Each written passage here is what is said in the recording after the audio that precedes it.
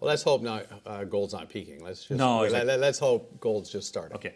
We're here at the Deutsche Goldmesse. It is day 2, and my name is Kyle Hoffman. I'm the CEO of the SOAR Financial Group, and I'm joined by Keith Neumeyer, President and CEO of First Majestic, and our closing keynote.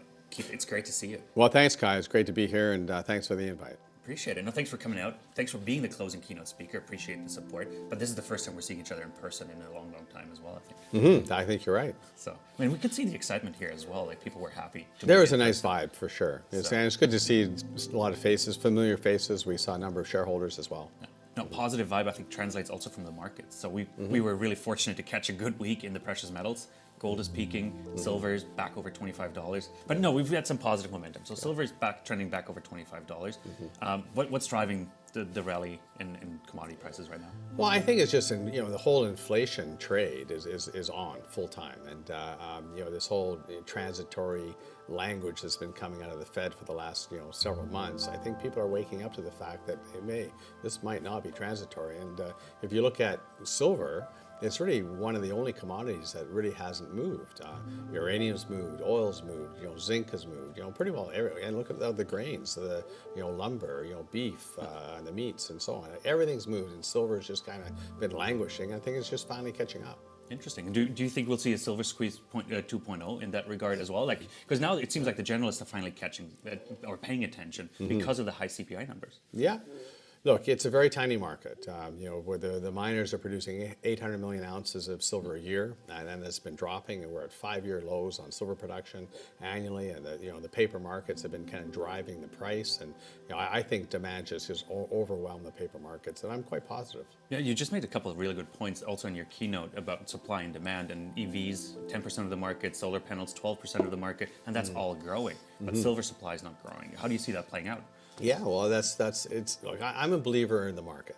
I think supply-demand fundamentals ultimately prevail, but it hasn't, of recent, recent years. The paper market's really been driving price, and there's an attitude among the traders who trade these markets, and they kind of know, they get comfortable with the trading range, and then they know when to sell, they know when to buy, and got these guys sitting in high towers in Toronto and New York that these are traders that are trading behind desks, and all it is a number on a screen for them. So and they get very used to it, but all of a sudden things change. You have 2 industries now, as you pointed out, consuming over 20% of the world's supply of silver. These industries didn't exist 10 years ago, and these 2 industries are growing. And with the new Green Deal, they're only going to grow even much more. So that demand for physical metal is going to overwhelm the paper market. Yeah, and it's demand that's being sucked out of the market in general. It's not coming back. It's not like investments that are sitting somewhere in somebody's safe. They're disappearing because they're being used. This is being consumed in products that are not going. There's no recycling. And a solar panel's life is apparently 25 years. So, if I just saw an article on Kitco the other day, or I think yesterday, where they're predicting 140 million ounces of silver are going to be consumed in 2022. That's next year. That's a lot of silver. That is a lot of silver. How much silver's in the car again? Well, about a kilo. Okay. The car manufacturers are paranoid about telling you, Yeah. but you could figure it out. You look at an electric car, 6,000 batteries. Figure out how many connections there are, and each connection is so much. And I think a kilo is a pretty good estimate. You made another comment during your presentation, which caught me a bit off guard because I didn't expect it. It was just that silver's never going to be money again. Oh yeah. Mm-hmm. Where's that comment come from? I just don't think there's enough silver around. Because you go back as when we were kids. Silver was in our pocket, in the form of coinage. I just bought some actually. I bought some silver quarters. Oh, really? Silver quarters, yeah. So. And that was common. But there was no real commercial use for it. It was really used as coinage and photography, and that was really about it. This is before computers. But when computers and technology started to take over, and governments abandoned silver because it just got too expensive and replaced it with other metals for coinage, it took some time to get that silver pulled off the market, and governments sold their silver hoards, and eventually technology consumed it all up. And now above ground supplies are dwindling quite rapidly, and there's no silver around anymore.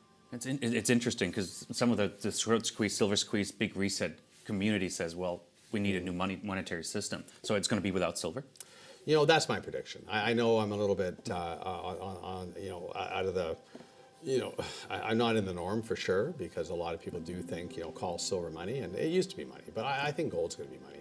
I always look at gold as the granddaddy of all currencies, and you see central banks buying gold, but you don't see central banks buying silver, and quite honestly, if a central bank started buying silver, you'd probably see silver go up quite dramatically because there's just so little silver around. Yeah, and it's cheaper, much cheaper per ounce, obviously, than gold, right? Right. And you just bought a gold mine, by the way, to your point, Yeah. that it's happening in this space as well. And did that have a factor, like gold turning into currency again? Did that play a role? Just curious. Well, not really. Look, I'm always trying to look for ways to improve the business and grow the business, and I was really excited about getting into Nevada. If Jerritt Canyon was a silver mine, I would be jumping all over myself. But it's a great mine that we think we can really improve over time, and that's what we bought it. Just curious now, like since the tide is changing a little bit in the market, it seems like the last 3-4 weeks. How did your phone calls change? Who's calling? Are you getting different phone calls than before from investors?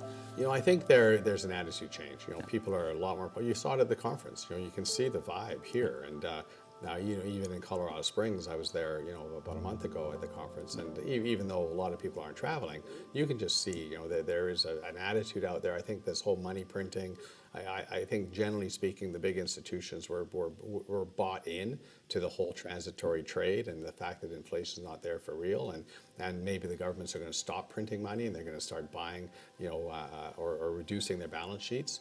I think they're waking up to the fact that that's not going to happen. These governments are going to continually following the bad practices they've been following for the last 20 years, and it's going to get worse, and there's really no end in sight. Okay. Last question, and I have to ask it: where's silver going to end this year? I hate making predictions, but let's call it $28. That's not too bad. That sounds quite realistic, actually, with the momentum behind us right now. Fantastic. Keith, thank you so much for joining us. I know you have to plane to catch now, so thanks for coming out. And, well, thanks again, Kai, for the invite. Thanks for the support. Everybody else, thanks for watching. This was SF Live on site here at the Deutsche Goldmesse. Thanks for joining us. We've just wrapped up 2 days of presentations, keynotes, and much more. And stay tuned for more footage on our channel. Make sure to follow us here on YouTube and Twitter as well. Leave a comment, leave a like, and we'll be back for more.